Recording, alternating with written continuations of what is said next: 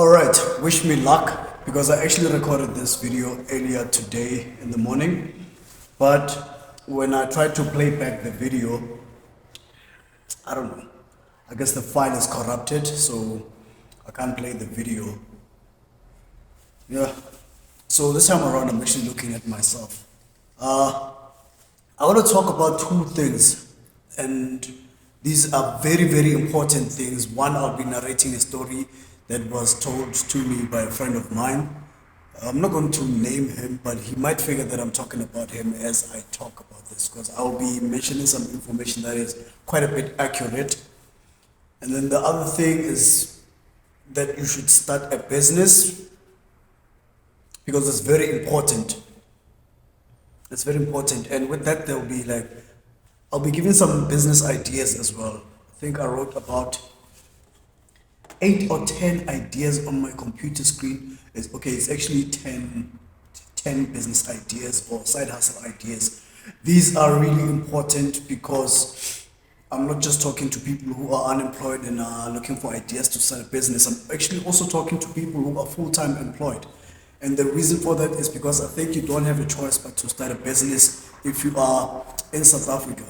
We are almost, in terms of financial growth and GDP and how things are going financially in the country, we are almost similar to other African countries. But firstly, I'm going to tell you a story. I was talking with a friend of mine yesterday, and out of curiosity, I actually called and I was like, yo, fam, can you tell me something? Why is it or why does it seem as though most foreigners that come to South Africa are all hustlers, or mostly are hustlers, and they work really hard when they are here in this country? And I was talking in the perspective of, I see all sorts of foreigners, from the Chinese, Koreans, people from Bangladesh, India. You see people from all kinds of backgrounds. But the conversation ended up going into more about African foreigners in South Africa because we're both black people. And the conversation revolved around that mostly. But I think this conversation can actually apply for, all ethnicities. It seems like the color changes every time I look away. I wonder why. Okay, so I'm using two lights, but anyway, hopefully that doesn't bother you too much. If it does, I'm sorry. Let's get into it. And I also hope it doesn't bother you too much that when I say words with T, V, B, there's a pop that I can't actually edit on this app. I don't know how to do it. If anybody knows how to do it, let me know so that I can try that next time. But yeah, here's the story. Basically, he told me his background, his history, in order for him to explain the train of thought that he had. And I'm actually quite glad that he explained it in that way because it gives a good way of me to explain why I believe you also don't have a choice but to start a business or a side hustle. So I'm not talking to entrepreneurs, I'm talking to everyone in South Africa who gets to watch videos like this and they are watching it up until this point. So he's from Uganda, or should I say Uganda. And let me try to narrate the way he did. So he grew up in a poor area in his small town, which was Fort Portal or Port Portal. I think it's Fort Portal, actually. Fort Portal in Uganda. He was in a small town and he comes from a family that was not so rich. So obviously they experienced quite a bit of struggles financially. And with that, he had to start working at a very young age. So I think he says he was about 14, 15 when he started working, and he was still in school at the very same time. So there was the pressure of contributing to the family and at the same time also studying and make sure that he passes. Because if he didn't pass, there were going to be some serious consequences for that. So the pressure was high for him from a very young age, but he actually managed to finish school and he equipped himself with a skill that he could actually use in almost any area that he moved to. So he's in the automotive industry and he deals a lot with restoring airbags and dashboards, seat belts, so forth, safety features of a car. So if he's watching this, he obviously knows that now that I'm talking about him. But he telling his story of them going from Fort Portal all the way to South Africa. It was actually a 7 to 10 years journey. It was him, his older brother, and their father. And they were providing for their whole family, which are sisters, the mom as well, and everybody in the family, of course, contributed in some shape or form. But they moved from Fort Portal to Kampala, and Kampala, I think, is one of the biggest cities, if not the biggest city in Uganda, and one of the most richest cities in that country as well. So they moved from Fort Portal to Kampala, and they kept on working, and they kept on saving up money and collecting money. But when they finally decided that they were going to move from Uganda, they didn't go from Uganda straight to South Africa. They actually went to Kenya, and when they got to Kenya, they realized that okay, they are still making money, but they're losing more money than they are making, and therefore they decided to move back to Uganda. And then after having a conversation within themselves, which was his older brother and his father, they decided that they would each move to South Africa one by one. And they didn't have family in South Africa. That's the even crazier part. But he's the one who moved first here to South Africa, and then he would have to be the liaison or the person that the rest of his family knows in South Africa when they move here. He had to come here and try to establish himself some shape or form.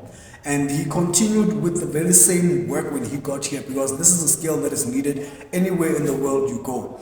So he was actually able to contribute a bit more to his family back in Uganda, and he was able to contribute a bit more for his family to move to South Africa. And they all moved eventually to South Africa. His brother started the same business. They're not running the same business in the same, how may I put it, in the same building. It's actually separated. But the reason they do that is so that if, in his explanation, if somebody goes to him and that somebody says, no, you're too expensive, I'll go somewhere else, they actually find his brother or his dad. So that's a smart move by them. The names are different, but the business is all the same. And they obviously give themselves salaries, but all the profits, they collect them. And I don't know the plan from that, but that's what I got from him. So I asked him, okay, cool. So if everyone if that's your history and you had to work from such a young age, don't you have social welfare? And he said something that almost offended me, but it's actually true. He was like, look, in my country, we don't have social grants. Here in this country, you guys are very spoiled because you can actually get that, and some people are very much entitled to that. So you are spoiled, and therefore, with you being spoiled and the government always promising you things that you are going to get, and whether you get them or not, you have that entitlement and the sense of comfort that these things are going to happen. And that was very true, and unfortunately might be offensive to some people. Luckily, I actually didn't get offended quickly because I thought about it as he said it. I'm like, well, this is actually very true. A lot of people in South Africa right now are depending on grant. Some people actually get the 350 SRD or SRG, social relief grant or social relief. If it's SRD, what does this D stand for? I'm not quite too sure, but this is young people getting this money. We've got the older generation obviously getting that money. We've got single mothers or mothers from poorer backgrounds who are getting that money. So there's a lot of free money that's been given to people, obviously through taxpayers. But that money will stop being a lot of money, as it already is not a lot of money actually. Because 350 rand doesn't get you much if you depend on that to buy basics at home. So this is to say that you don't have a choice but to start a business. And if you are working and you have a good 9 to 5, you're comfortable with the job, you're comfortable with the salary, I think you still also don't have a choice but to start a business, because as you have seen here in South Africa lately, there's been a lot of decrease in growth with the GDP. There's a lot of people losing jobs through retrenchments and mass retrenchments, mind you. A lot of people are losing jobs, so jobs don't have that much security anymore. When you compare a job with running a side hustle or a business, with a business, you don't really have stability in the amount of money you get, which is what makes it so difficult for you to get credit with companies, because the money that you get is not how can I put it? It's not stable. It's not the same amount every month with provable pay slip or bank transactions. It is up and down. And if you are not so good with saving, you won't actually see the bulk of the money that you make because it comes in and it goes out. So with the job, you have more stability with the income or the money that comes into your bank account every month. But the security is not 100% anymore, especially depending on what skills you are providing. Some skills that may have been essential skills are like they are getting replaced by computers, they are getting replaced by people who are overworked because the company can't afford to pay more people. It's easier to pay one person, overwork that person. So we have that happening in the country. So me talking about this, I'm not just going to leave you there and not give you ideas of things that you can do to potentially supplement your income or to start earning an income yourself. So I wrote them down. There's 10 ideas here. The first one is actually one of the easiest. If I look at people on social media nowadays, here in South Africa, from TikTok, Instagram, Facebook, people have a large number of following on their social media. So affiliate marketing is probably something that a lot of South Africans should try.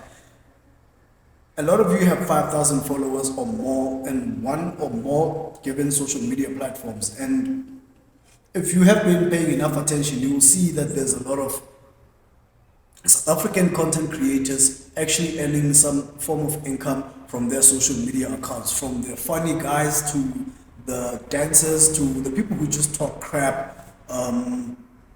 Some people are actually becoming influencers in specific industries, all based on their social media accounts. So isn't that something interesting? Which that's Fabaza. He started with here's something interesting on TikTok, and now there's a YouTube channel, and now he's a political commentator, if I'm not mistaken, and there's a lot of more people doing different types of stuff. Like I know two ladies on TikTok who pretend not to know how to speak English, Xhosa ladies, and they say things in a very funny way. The delivery is just hilarious because it's also relatable. You think or you may know somebody who actually speaks English in that way, and that has allowed them opportunities to actually get some gigs with some companies. I'll try to move as quick as I possibly can, but this is not like a professional presentation. I've decided I'm just going to do this YouTube thing next. The second one that I wrote here is tutoring. I personally know someone who's doing tutoring on the side. They have a full-time job, and on the side they're doing tutoring, and that money does supplement their income in a sense that they're able to travel to work. So they only do it once a week on Saturdays. Imagine if you don't have a job at all and you're working for a company like Goody Tutors, Teach Me To, or any other tutoring company, and you are doing 3 students or 2, let's just keep it at 2 students a day, and each student gives you 100 rand. We're just doing hypothetical maths here. Each student gives you 200 rand a day. That's one, well, each student gives you 100 rand a day for 1 hour. That's 200 rand a day. Over 6 days, that's 1,200. Over 4 weeks, that's 4,800. And let's say to get to these students, if you have to go to them and you're not doing the tutoring online, it costs you 1,200 a month. Then you are left with 3,600 rand, which is not a lot of money for many people, but it is quite a good amount of money if you're not used to making any more money than that. So tutoring is quite a good idea. So going back, for people who have jobs, full-time jobs, most people who have full-time jobs in South Africa don't actually drive cars. They have to take taxis to work. So if you're doing tutoring once a week and you find yourself being able to afford going to work for the week because of the money that you make with your tutoring, although it may come in once a month or twice a month, you just have to know how to spend money properly. That is good money that is supplementing your income. The one that I'm going to mention right now, for people who are unemployed, I'm not sure if it would work very well because it's quite an expensive thing to get into, which is photography. If you have a full-time job and you afford some equipment, second-hand or brand new, doesn't matter. You have to get yourself a camera, a good lens, and a computer, maybe some light, maybe it could be a flash strobe light, what do they call it, a speed light, or a portable light. and you do photography, we can lump that in together with videography, and you do that as a side hustle. You can do weddings on weekends, you can do events, birthday parties on weekends. The money doesn't have to be large sum of money, a large amount of money. But with photography, I'm very sure that in a day, if you are able to get yourself a lot of gigs, you can make 1,000 rand or more in a day.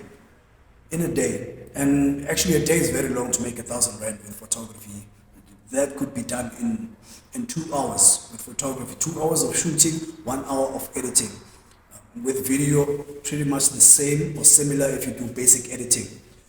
The fourth one is baking, and the reason I put baking is because in January I was at the gym when I was still staying in Joburg, and there's a guy that used to stay in the same apartment as I was, and he was saying to me, dude, don't you run the tattoo shop downstairs? I was like, yeah. He's like, yeah, man, you know, I was thinking of starting a business within the very same job that I do, and I just wanted to hear your opinion. And basically, he works for a baking company and they bake cakes. And he was posting the cakes that he was baking at his workplace on his WhatsApp. And some people actually asked him to do it for them because his company is too expensive, but them going through to him directly was not too expensive. So he did that. And during that December, he says that he made double his salary plus his salary. So he was shocked at the amount of money he made, and he was thinking of just starting a business like that. The cool thing he had also mentioned is that he was not paying rent where he stayed, which is also quite an advantage. I said to him, no, don't quit your job.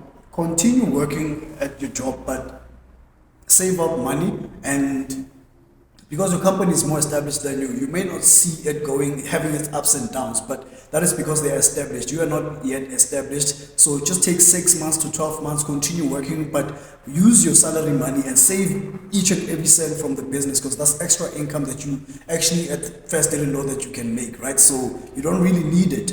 So save that money, but only when you see that you have enough equipment and consistently you make the same amount as your salary or more profit only, then you can think about quitting your job. And I decided that I should share that with y'all. The fifth, is it number 5? I don't know, let's stop numbering them. But the other thing I wrote here is make something and sell it. Actually, speaking of making, whoa, almost fell. Making something and selling it. Yeah. So I make tattoo balms, and the cool thing about this tattoo balm is that it's made with some organic products. It's shea butter as the base. It has tea tree oil, it has vitamin E, and also it has a bit of hemp seed oil. It just looks like raw shea butter, if you can ever look there. But the reason I say make something and sell it is because I didn't want to be very specific. It's up to you what you are able to make. Like in the previous example, the guy knows how to bake cakes, and you probably know how to bake scones or whatever. But make something. If it's not consumable goods that you can eat, there's other non-perishable goods like this. You can make clothes, you can fix clothes. You know, I actually know a girl who makes some nice clothes from pieces of cloth or thread cloth or something like that. I'll actually have a conversation with her and understand what she's doing. And you can sell those things. We go into the next point, is that you should buy and sell second-hand clothes. Buying and reselling clothes is a business that exists in every township that I've been to in Gauteng, in every small town and city that I've been to in Gauteng. So I don't know if I should be saying more than that. You've seen too many examples. I think the only thing that would be a challenge for you is to find where to buy those clothes so that you can sell them for enough profit. Okay, and then I wrote freelancing, and freelancing, actually this I get the idea from back to the guy who does baking, because there's people who work for companies where they do maybe photography, maybe they do graphic design, maybe they do sound production, or they do sound engineering. And if somebody or a small business would want to hire the company they work for, they probably wouldn't afford that company, but they probably could afford them directly. And with that in mind, People, instead of going to your company because they can't afford it, they can come to you for freelance work. Find 2 hours, find 24 hours within the week that you can use. I understand that you have to be on the taxi to get to work and back, and weekends you're tired and everything, but establish yourself as a reliable freelancer with small businesses, with people, and even with other agencies so that you can have yourself a good amount of money to make a comfortable living for yourself or just to supplement your income from your job. The other thing is house cleaning, and this is very, house cleaning I think is more, how may I put it?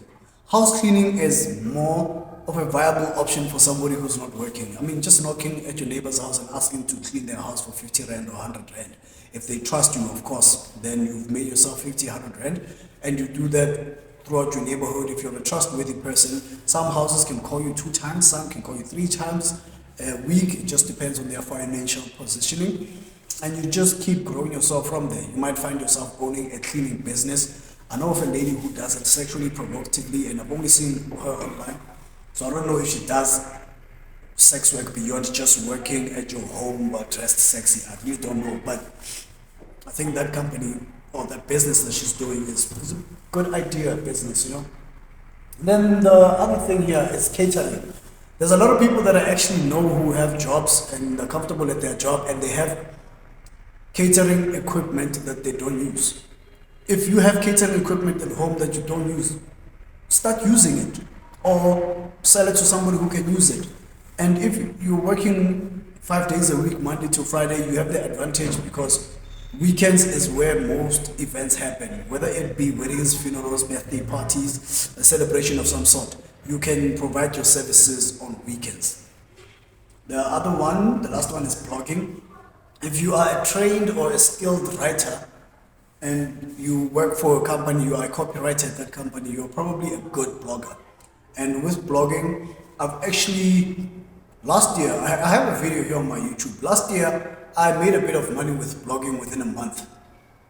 And it was not big money because I was not like that dedicated onto that. I did that by mistake. I had a website for my tattoo business, and then I saw AdSense in the back end of the website, and I was like, cool, let's just connect this. And then the next thing I see that I'm collecting money on my website.